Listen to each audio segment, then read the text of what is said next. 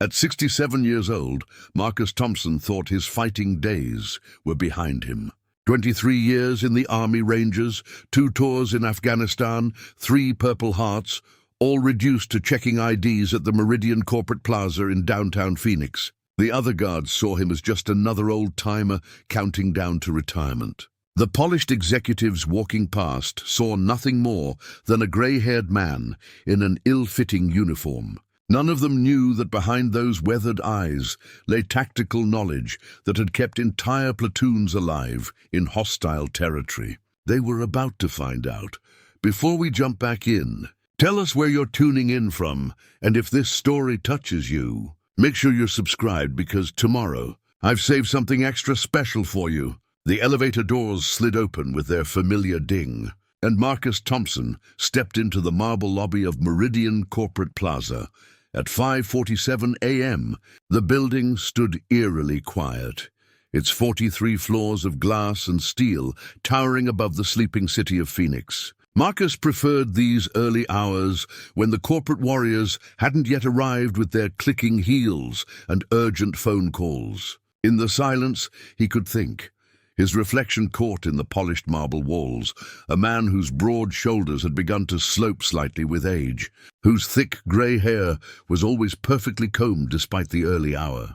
The navy blue security uniform hung loose on his frame, a far cry from the tactical gear that had once been his second skin. At 67, Marcus had been working security at Meridian for 3 years, ever since his wife Helen passed and the empty house became too much to bear.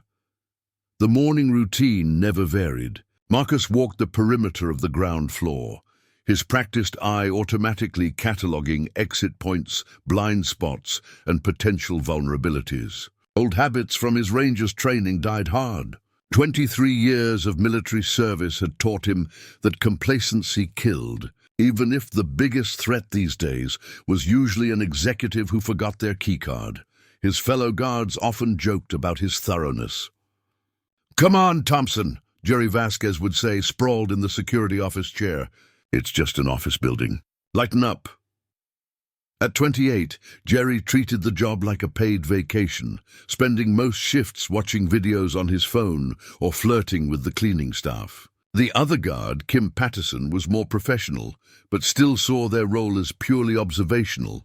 Watch the cameras, buzz people in, call the real cops if anything serious happened, but Marcus saw things differently.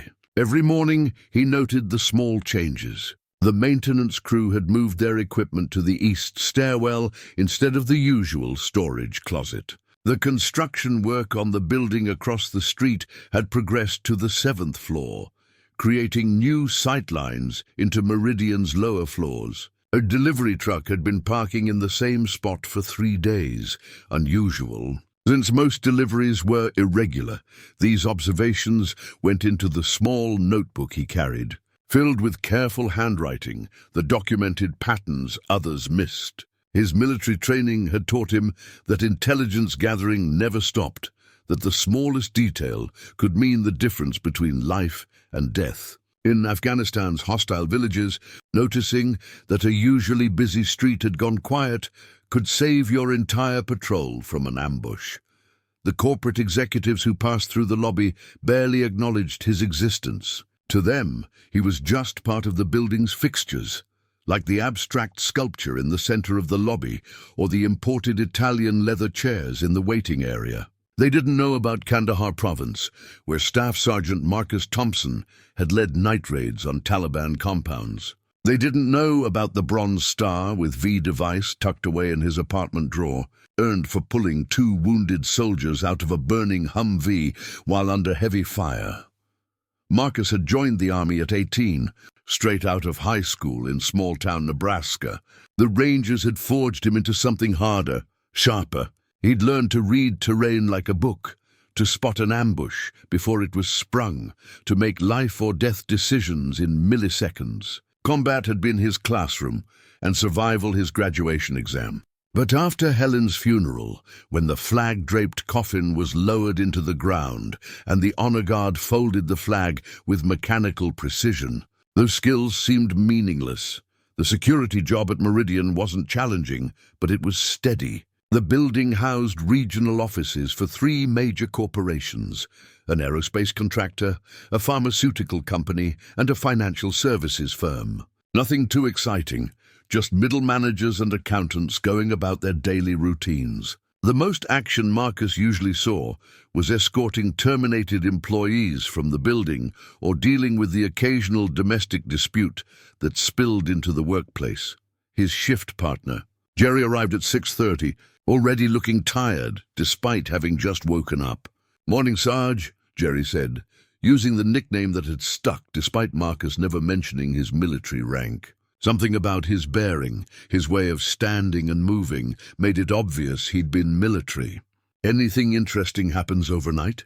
"Quiet," Marcus replied, handing over the logbook. He'd noted the unusual delivery truck again, along with some minor maintenance issues and a broken light in the parking garage. Jerry glanced at the detailed entries and shook his head with amusement. "You know nobody reads these things, right?" Jerry said, tossing the book onto the desk. "Building management just wants to see that we made our rounds," Marcus shrugged. Thorough documentation wasn't about who read it. It was about maintaining standards, staying sharp. In the Rangers, sloppy reports got people killed. Here they just reflected professional pride, a quality that seemed increasingly rare. The morning proceeded normally. Employees began arriving around 7 a.m., a steady stream of coffee-carrying professionals heading to their climate-controlled offices. Marcus knew most of them by sight, if not by name. There was Linda Chen from accounting, always the first to arrive and carrying the same oversized coffee mug. David Rodriguez from the pharmaceutical company, who invariably forgot his access card at least twice a week. Sarah Mitchell from aerospace, who walked with the slight limp from a skiing accident she'd mentioned during one of their brief conversations. By 8 a.m., the building hummed with activity. Phone calls echoed from the upper floors, printers hummed, and the elevators chimed constantly as employees moved between floors. Marcus positioned himself at the main security desk, where he could monitor the entrance and keep an eye on the bank of surveillance screens showing various angles of the building. It was 8:43 a.m. when Marcus first noticed something wrong. A panel van had pulled up to the building's service entrance. Nothing unusual about that, except Marcus had memorized the delivery schedules. No deliveries were supposed to arrive until after 10 a.m. The van was unmarked, painted a nondescript beige color that seemed designed to avoid attention. Through the security camera, Marcus watched as 3 men exited the vehicle. They moved wrong.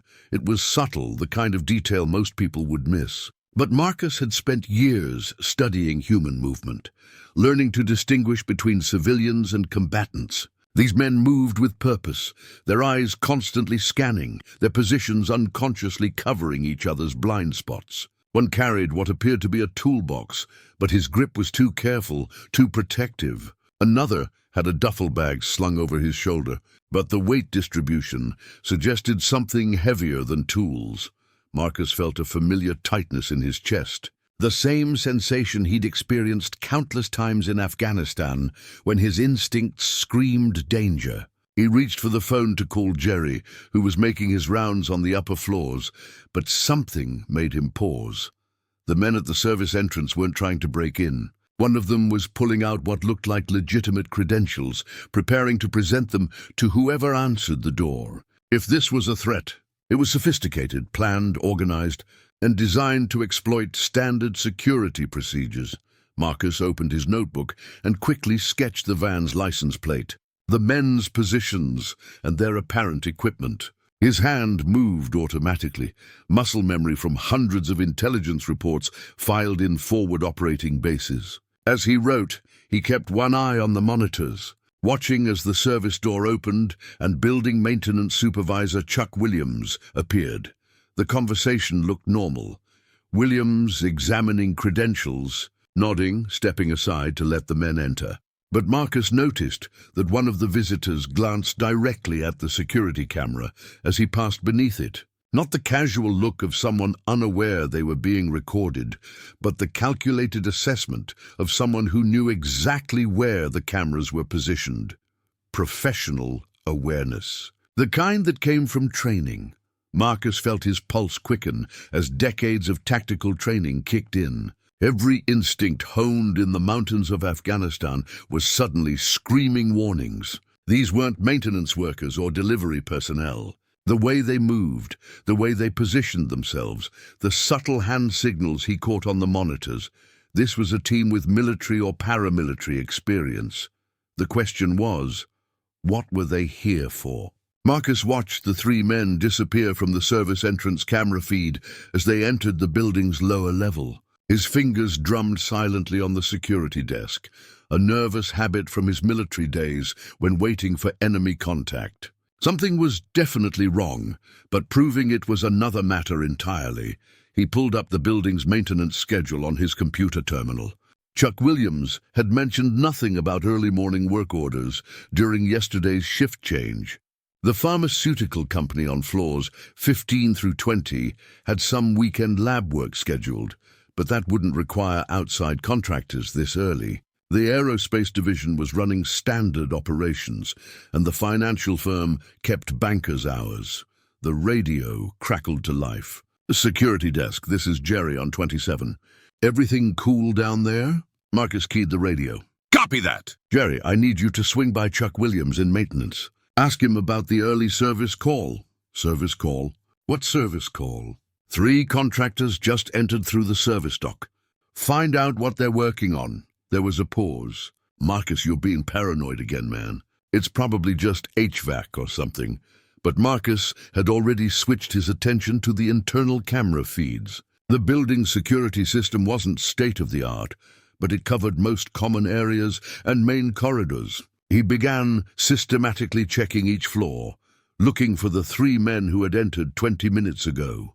Floor after floor revealed nothing but the usual morning routine. Employees settling into their cubicles, early meetings starting in conference rooms, the coffee station on the 12th floor seeing its usual steady traffic. But the lack of visual contact only heightened Marcus's concern. Preparing and narrating this story took us a lot of time, so if you're enjoying it, subscribe to our channel. It means a lot to us. Now back to the story. His phone buzzed with a text from Jerry. Williams says they're here to check some electrical issues in the mechanical rooms. Routine stuff. Chill out, Marcus frowned. Electrical work in mechanical rooms typically required building power to be shut down in sections. He glanced at his console. All building systems showed normal operation. Moreover, electrical contractors usually arrived with clearly marked utility trucks, not unmarked vans. He opened his notebook again and began sketching the building's layout from memory.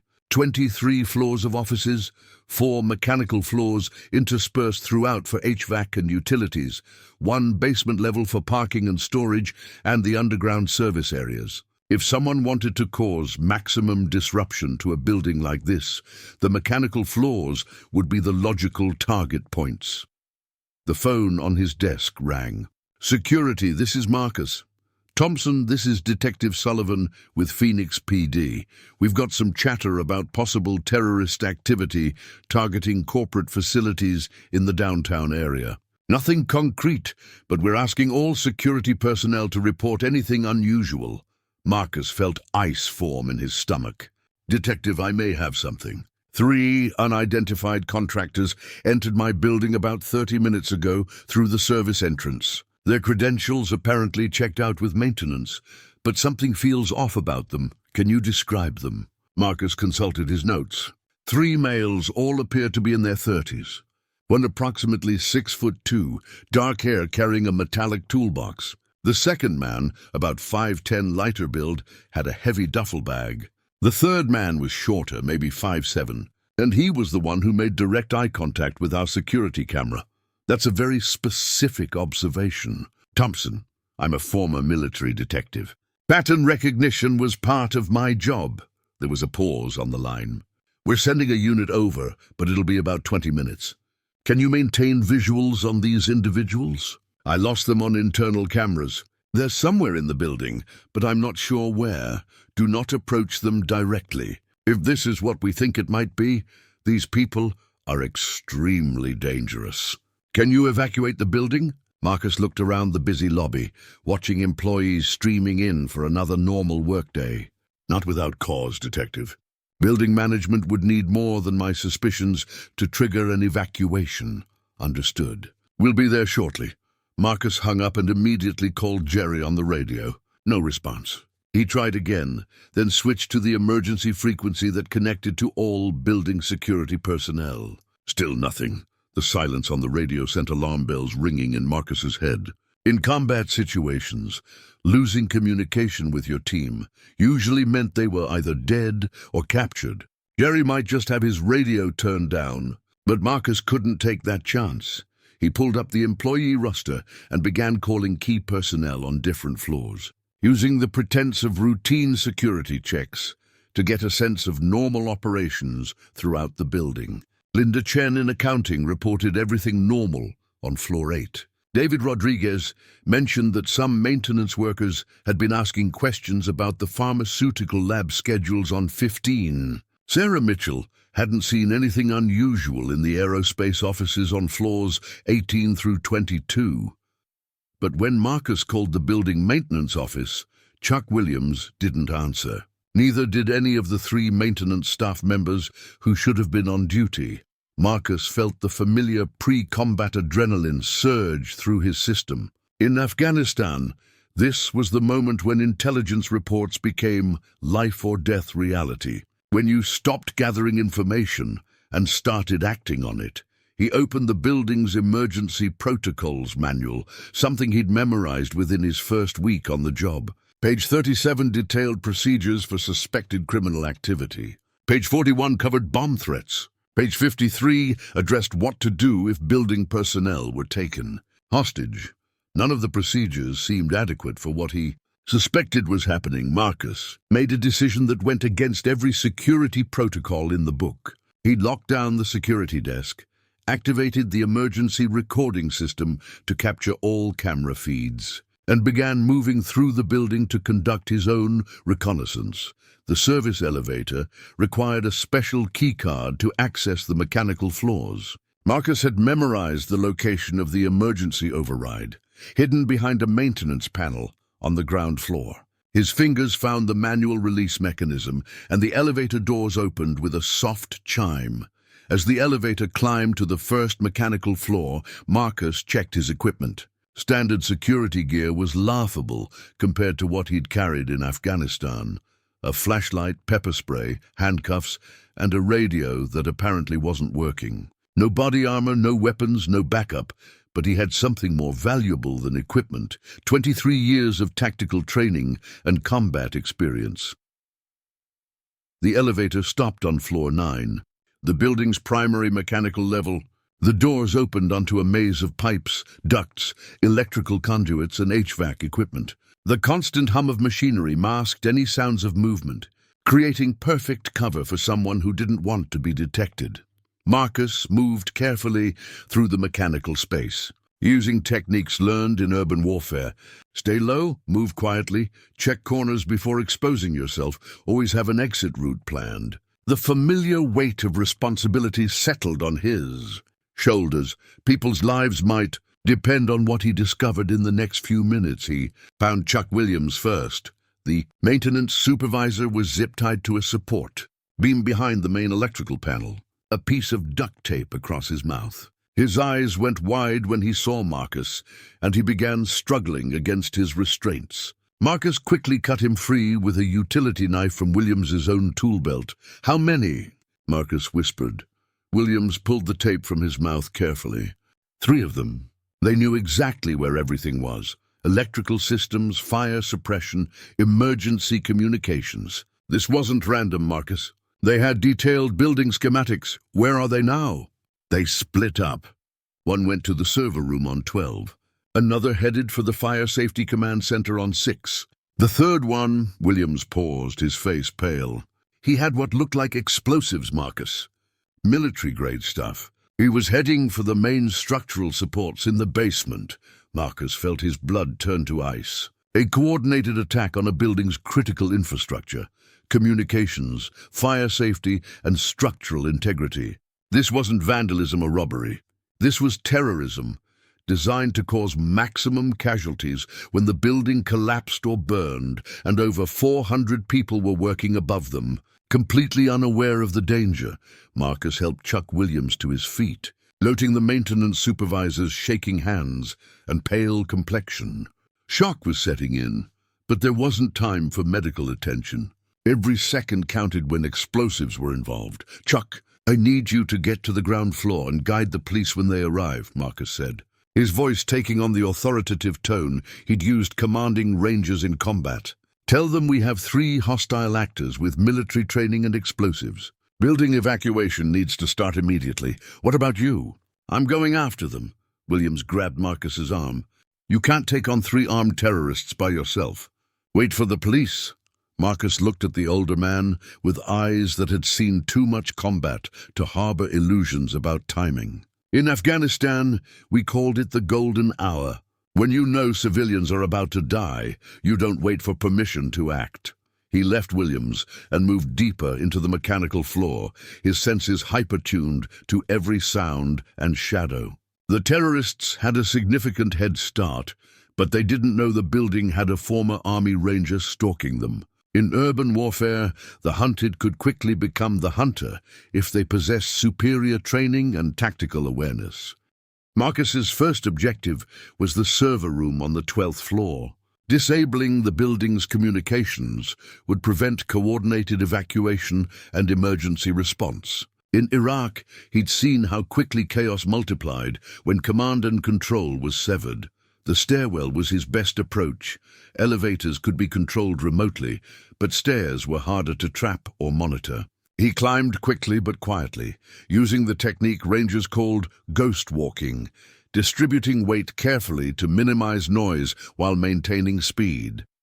At the 12th floor, Marcus paused at the stairwell door and listened. The server room was located at the far end of the corridor, past 24 cubicles where pharmaceutical company employees were probably checking emails and attending morning meetings. Oblivious to the danger, he cracked the door and peered down the hallway. Everything appeared normal.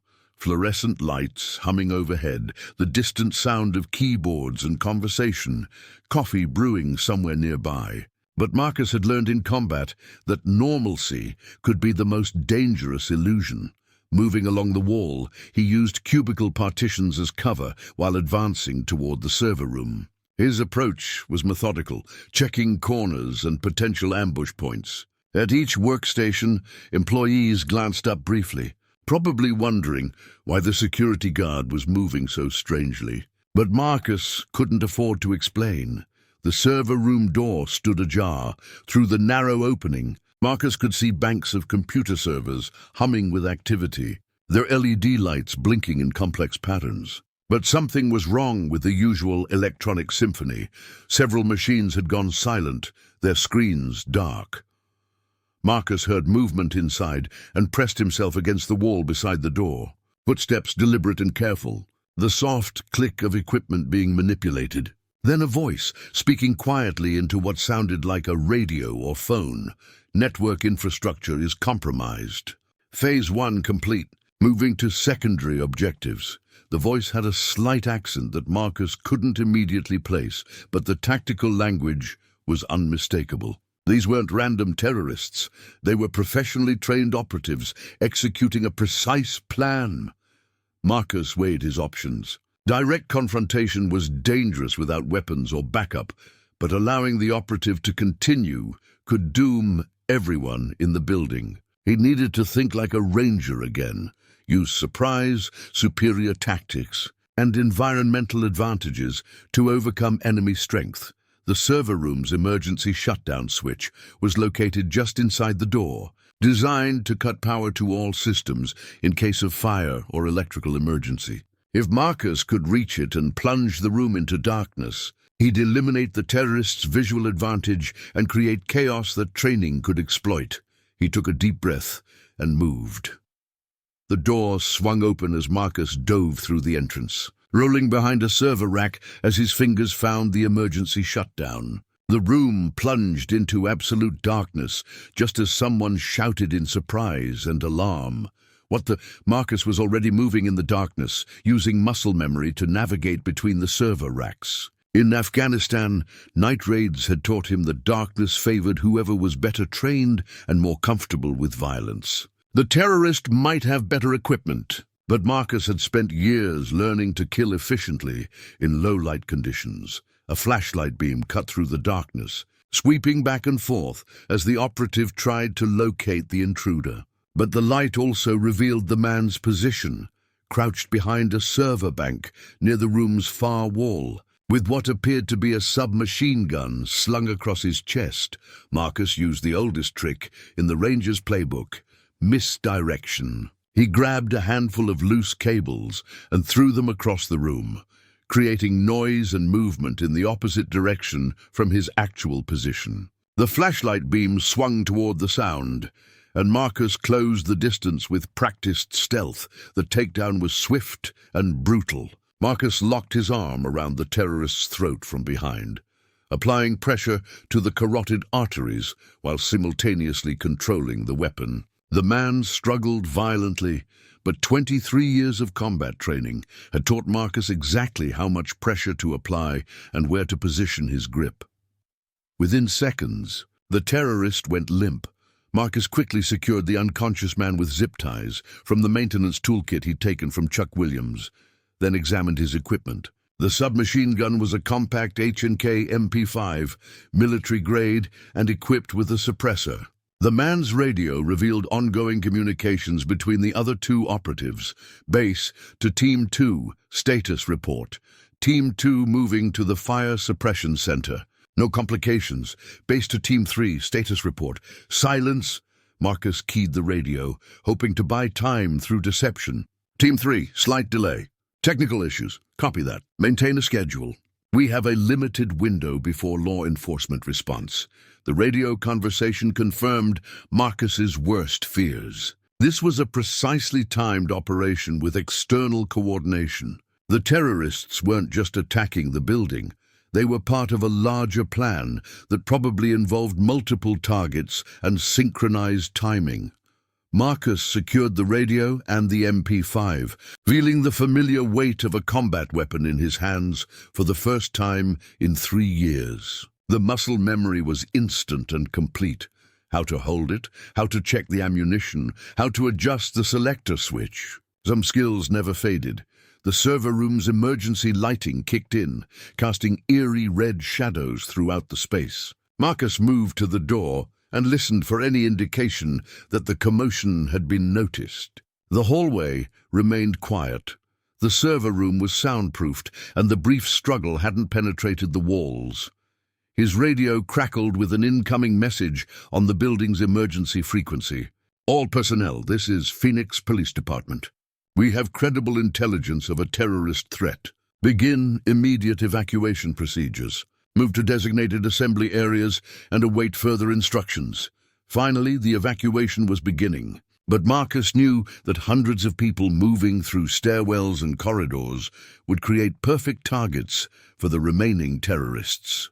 In Iraq, some of the worst casualties occurred when civilians panicked and clustered in predictable locations. He had to reach the other two operatives before they could exploit the evacuation. Chaos. The fire suppression command center was located on the 6th floor, and the basement structural supports were 4 floors below ground level. Marcus faced a tactical dilemma. He could only pursue one target at a time, and the wrong choice could result in massive casualties. In Afghanistan, his squad leaders had drilled a simple principle into every ranger. When faced with multiple threats, neutralize the most dangerous first. Explosives attached to structural supports could bring down the entire building, killing everyone inside, regardless of evacuation procedures. Marcus made his choice and headed for the basement. The stairwell was filling with confused employees following evacuation protocols. Moving slowly down from the upper floors, Marcus pushed against the flow, showing his security badge and shouting instructions for people to move faster and stay calm. Some recognized him and nodded, trusting the authority in his voice, even if they didn't understand the urgency. At the basement level, Marcus found a scene that confirmed his worst fears. The door to the structural engineering area had been blown off its hinges with a small explosive charge. Emergency lighting cast harsh shadows on exposed steel beams and concrete supports that held up the entire 43-story building. And somewhere in that maze of structural elements, a trained terrorist was planting enough explosives to turn Meridian Corporate Plaza into the largest mass casualty event in Phoenix history. The basement level of Meridian Corporate Plaza was a concrete maze of support columns, utility corridors, and mechanical equipment that most people never saw. Emergency lighting cast dancing shadows between massive steel beams that carried the weight of 43 floors and over 400 human lives. Above, Marcus moved through the structural area with the MP5 at ready position, every sense alert for the terrorist who was somewhere in this underground labyrinth. The acrid smell of recently detonated explosives hung in the air, mixing with the dampness and machine oil that permeated the building's foundation. He paused beside a main support column, noting fresh scratches in the concrete where someone had been working with tools. Small holes had been drilled into the structural steel, each one precisely placed to maximize damage when the charges detonated. The terrorist knew exactly what he was doing. This wasn't random destruction, but calculated engineering designed to create a catastrophic, progressive collapse. A sound echoed from deeper in the basement, the soft scrape of metal against concrete, followed by the distinctive beep of an electronic timer being programmed. Marcus felt his pulse quicken as he realized the bomber was still actively placing charges. Moving carefully between the support columns, Marcus used techniques perfected during urban combat in Fallujah. Stay in shadow, minimize profile, control breathing, think 3 moves ahead. The terrorist had military training, but Marcus had spent years hunting trained killers in their own territory. He spotted the bomber working behind a cluster of pipes near the building's central support structure. The man had spread out what appeared to be enough C4 explosive to level several city blocks, each charge connected by detonation cord in a precisely calculated pattern. He wore dark tactical clothing and worked with the focused efficiency of someone following a rehearsed plan.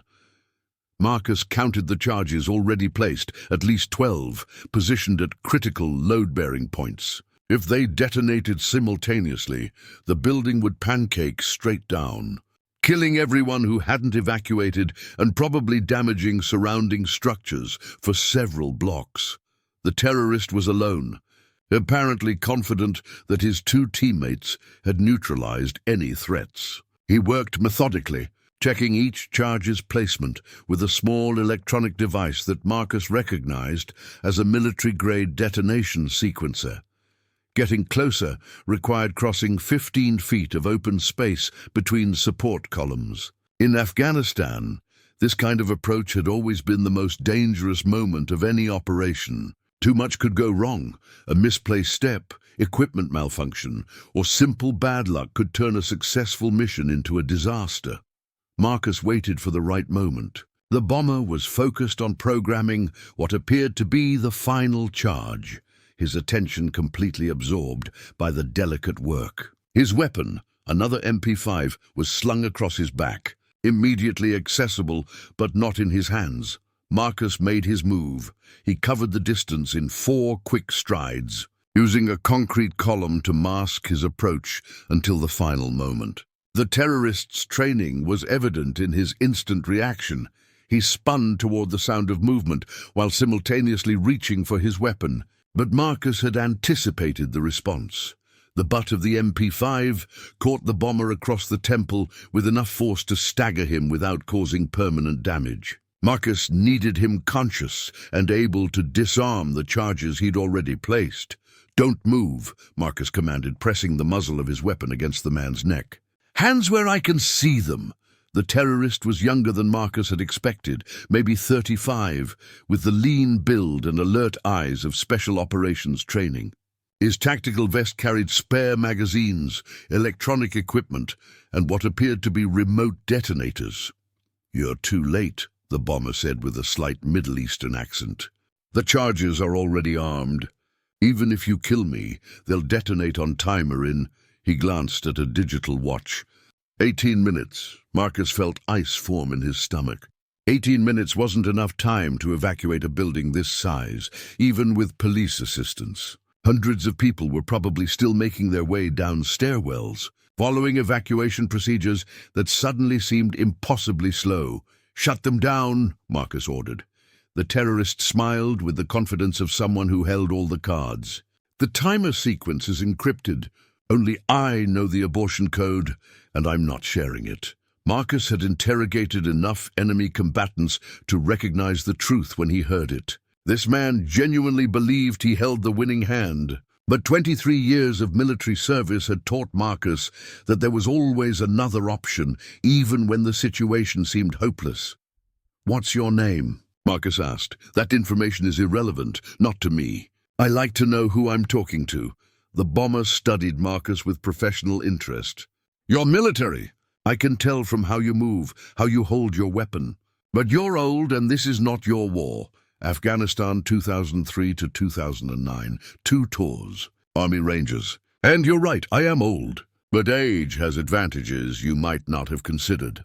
Marcus shifted position slightly, keeping the weapon trained on his prisoner while scanning the maze of explosive charges spread throughout the support structure. Each bomb was connected to the others by a web of detonation cord, creating a synchronized system that would bring down the building in a precisely calculated sequence. "What's the target?" Marcus asked.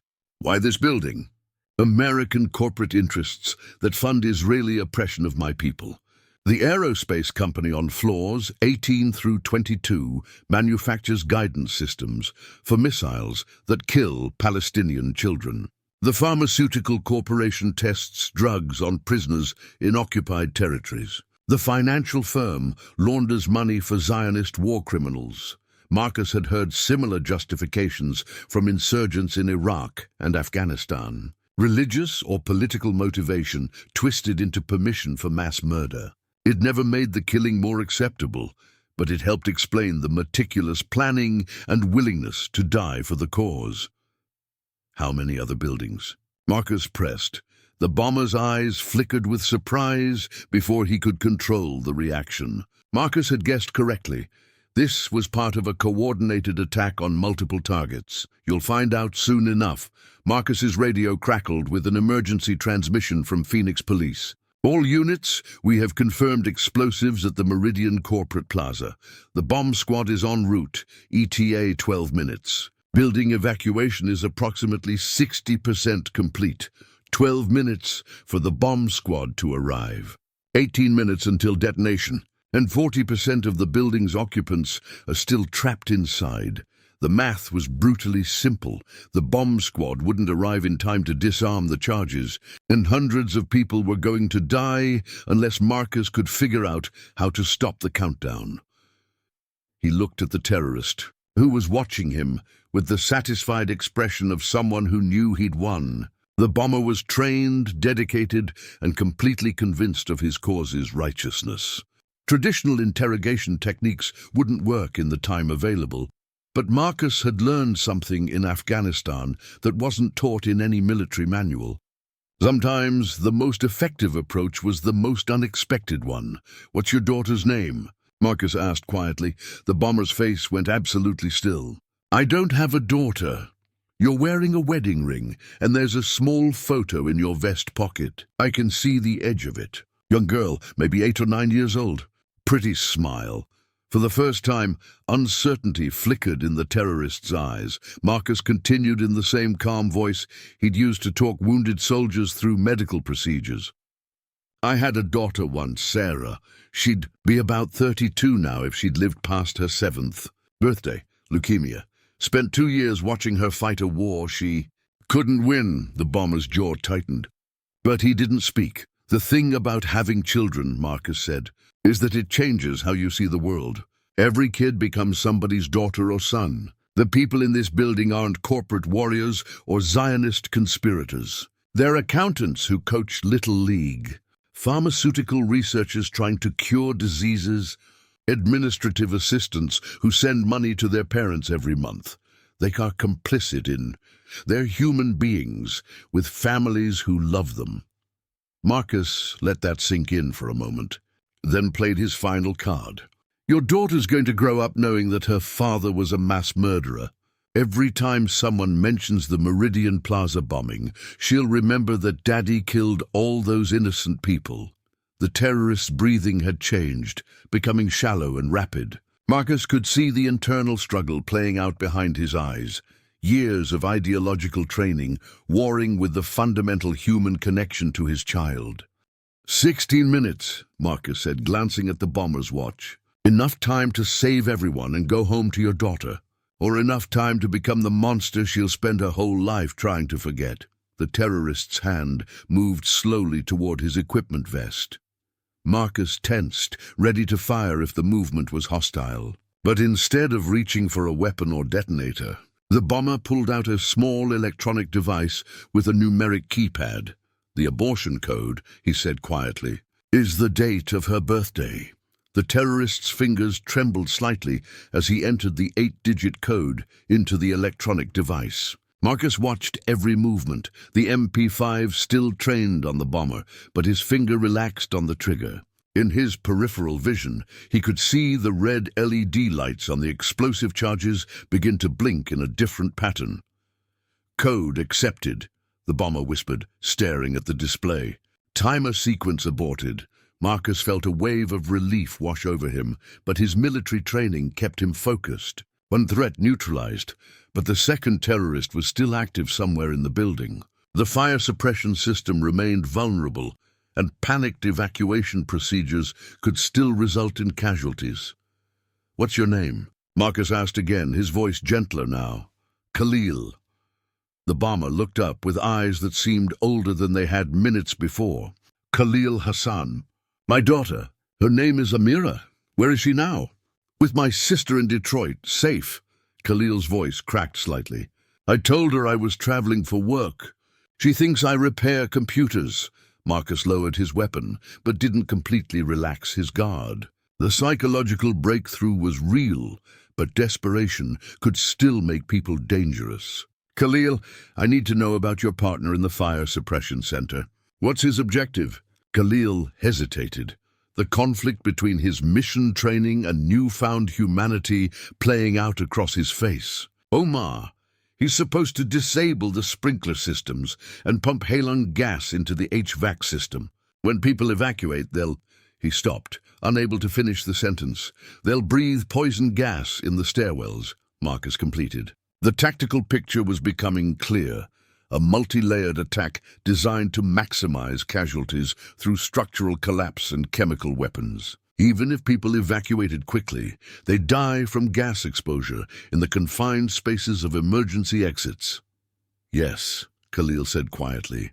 The plan was to trap them between the explosions and the gas. Maximum psychological impact for future operations. Marcus's radio crackled with an update from Phoenix Police. Security personnel, we have officers on floors 1 through 5. Building evacuation is approximately 80% complete. Be advised, we've lost contact with bomb squad en route. Possible traffic incident. 80% evacuated was better than Marcus had hoped, but thousands of people were still in the stairwells, vulnerable to chemical attack. And if the bomb squad was delayed, law enforcement would be relying on building security to handle the remaining terrorist threat. Khalil, can you contact Omar and call off his part of the operation? He won't listen to me now. Once the mission parameters change, we're trained to operate independently. He'll assume I've been captured or killed. Marcus made a tactical decision. I'm going after him. You're staying here to make sure these charges stay disarmed. I could help you, Khalil offered. I know Omar's training, his likely positions, and I want to fix this. Marcus studied the younger man's face, looking for deception or hidden agenda. In Afghanistan, he'd learned to read people under extreme stress, to distinguish between genuine cooperation and tactical misdirection. Khalil's body language, his tone, the way he'd volunteered information about his daughter, It all suggested authentic remorse and willingness to help, but trusting an enemy combatant, even a repentant one, violated every principle of military security. "You have a daughter to go home to," Marcus said finally. "I'm not putting you in more danger." Marcus secured Khalil with zip ties to a support beam, positioned so he could monitor the disarmed explosive devices but couldn't escape or sabotage them. It wasn't perfect, but it was the best tactical compromise available. He climbed the stairs toward the 6th floor, moving against the flow of evacuating employees. The stairwells were crowded but orderly. People were following emergency procedures, moving quickly but not panicking. Their faces showed concern but not terror, which meant the gas attack hadn't begun yet. At the 6th floor, Marcus entered a corridor lined with administrative offices and conference rooms. The Fire Suppression Command Center was located near the building's central core, designed to monitor and control sprinkler systems, smoke detectors, and emergency ventilation throughout all 43 floors. The center's reinforced door had been breached with another small explosive charge, its metal frame twisted and blackened. Emergency lighting inside revealed banks of computer monitors displaying building schematics, system status reports and emergency protocols, and standing at the main control panel, wearing the same tactical gear as his partners, was Omar. The terrorist was smaller than Khalil or the server room operative, but he moved with the precise efficiency of someone thoroughly trained in his specialized role.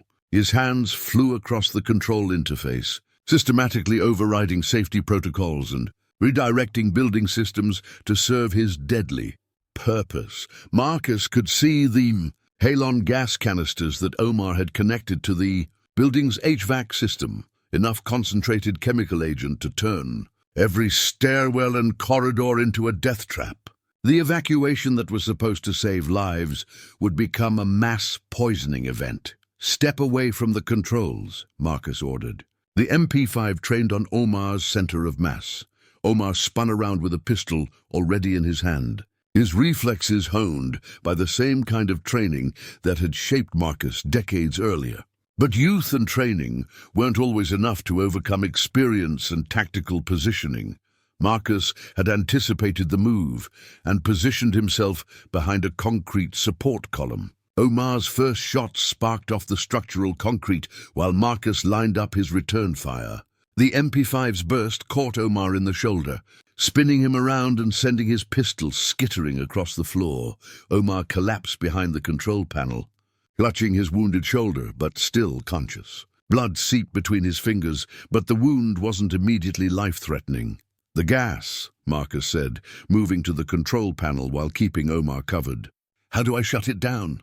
Omar glared at him with undiluted hatred. "You're too late. The release sequence is already active. In 3 minutes, your precious American civilians will learn what Palestinian children experience when your bombs fall on their schools." Marcus examined the control interface, looking for obvious shutdown procedures. But the system had been extensively modified with additional hardware that Omar had integrated into the building's original fire suppression network. Reversing the sabotage would require expertise Marcus didn't possess. His radio crackled with an emergency transmission. "All personnel, this is Phoenix Fire Department. We're reading unusual chemical signatures in the building's air system. All evacuation routes may be compromised. Emergency crews are establishing external rescue operations. External rescue meant ladder trucks and helicopter evacuations, procedures that would take hours to evacuate hundreds of people. The gas release would kill everyone still inside long before alternative rescue operations could be effective." Marcus looked at Omar, who was watching him with the satisfaction of someone who knew he'd succeeded despite being wounded and captured. The terrorist had planned for this contingency, designing a system that would complete its mission even if he was neutralized. But Marcus remembered something from his conversation with Khalil in the basement. The terrorists had trained to operate independently, but they'd also trained as a team. Their equipment was designed to be interoperable, their communications coordinated. He pulled out the radio he'd taken from the server room operative and switched to the frequency Omar's team had been using. "Omar, this is base command," Marcus said in the most authoritative voice he could manage. "Mission parameters have changed. Abort gas release immediately." "Repeat, abort gas release." Omar's eyes widened with confusion and hope. "Base command?" "I thought the communication blackout, temporary disruption only. New intelligence indicates law enforcement has chemical detection equipment. Gas release will expose our other operations. Abort now and exfiltrate according to Contingency Plan 7. For a moment, Omar wavered between suspicion and relief. Marcus could see the internal debate. Was this really his command structure, or was he being manipulated by the enemy? The terrorist made his decision and began working at the control panel, his wounded arm making the task difficult but not impossible. Marcus watched as warning lights changed from red to amber, as system status displays shifted from active to standby. "Gas release aborted," Omar reported into his own radio. Awaiting further instructions. Marcus waited until the control panel showed all systems returned to normal operation before zip-tying Omar's uninjured arm to a chair. The terrorist would need medical attention for his gunshot wound, but he'd survive to face prosecution. The building's intercom system crackled to life with an announcement from Phoenix Police. "Attention all personnel. The building has been secured. Terrorist threat has been neutralized. Continue evacuation in orderly fashion. Emergency medical teams are standing by." Marcus activated his security radio. "This is Thompson. All threats neutralized. 3 suspects in custody. All explosive devices disarmed. Chemical systems secured. Building is safe for continued evacuation and emergency response." "Copy that, Thompson." "Outstanding work. How did you—" Marcus turned off the radio and sat down heavily on a chair in the fire suppression center. The adrenaline that had carried him through the last hour was finally subsiding, replaced by the familiar post-combat exhaustion he remembered from Afghanistan. 3 hours later, after debriefings with FBI terrorism specialists, interviews with news media, and medical evaluations for stress and minor injuries, Marcus found himself back in the lobby of Meridian Corporate Plaza. The building was empty now, except for law enforcement personnel and bomb disposal experts documenting the crime scene. Detective Sullivan approached with a cup of coffee and a weary smile. "Marcus, I wanted to thank you personally. Our intelligence suggests this was part of a coordinated attack on 5 buildings across the Southwest. Because you stopped this one and provided tactical intelligence, we were able to prevent the other attacks." Marcus accepted the coffee and nodded. "Just doing my job, Detective. This went way beyond security guard duties, and we both know it. Through the lobby's glass windows, Marcus could see news vans, emergency vehicles, and crowds of evacuated employees being reunited with their families. Linda Chen was hugging her husband and 2 young children. David Rodriguez was on his phone, probably reassuring relatives that he was safe. Sarah Mitchell was talking to reporters, describing the professionalism of emergency responders. They were alive, all of them. The building was still standing, and 400 people would go home to their families tonight. "Detective," Marcus said, "I'd like to visit the 3 suspects before they're transferred to federal custody." "That's unusual, but given the circumstances—" "I'll arrange it." An hour later, Marcus stood outside the holding cells in the downtown police station. Khalil Hassan looked up when Marcus approached, his eyes showing a mixture of gratitude and shame. "My daughter," Khalil said quietly. "Will she know what I almost did?" "That's up to you," Marcus replied. "You can spend the rest of her childhood trying to make up for today, or you can spend it letting guilt destroy both your lives." Marcus handed him a small piece of paper through the cell bars. "That's the address of a veterans counseling center here in Phoenix. They work with people coming back from war zones, all kinds of war zones. When you get out, if you want to be the father Amira deserves, they can help." Khalil took the paper with shaking hands. "Why are you helping me?" Marcus looked at the young man who had been his enemy just hours before. "Because being a warrior isn't about who you fight. It's about who you protect. As Marcus walked out of the police station, his phone buzzed with a text message from Jerry Vasquez. "Dude, heard what happened? You are officially the most badass security guard in Arizona. See you Monday?" Marcus smiled and typed back, "See you Monday. Try to keep the building from being attacked while I'm off this weekend." The sun was setting over Phoenix as Marcus drove home to his small apartment, where Helen's pictures still smiled from the mantelpiece and his bronze star gathered dust in a drawer. Tomorrow, there would be paperwork and interviews and probably job offers from security companies that wanted to hire a genuine hero.